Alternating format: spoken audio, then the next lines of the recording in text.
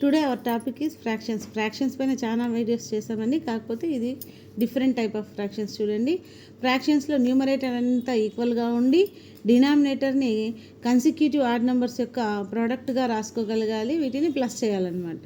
చూడండి, 2/3 × 5 + 2/5 × 7 + 2/7 × 9 + 2/11 × 9 × 11 అనమాట.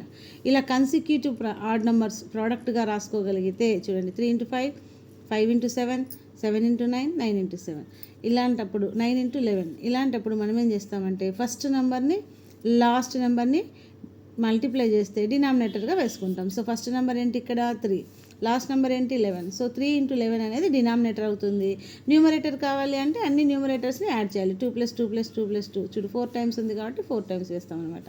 So 2 4s are 8 అవుతుంది, 11 3s are 33.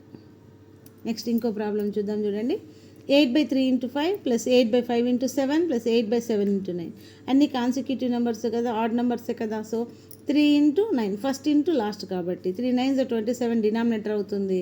8 3 టైమ్స్ ఉంది కాబట్టి 8 3s are 24. 24/27 అనేది మన ఆన్సర్ అవుతుంది అనమాట. ఇలాంటి మరిన్ని వీడియోస్ కోసం సబ్స్క్రైబ్ చేసుకోండి. Chandrakala maths world. Thank you.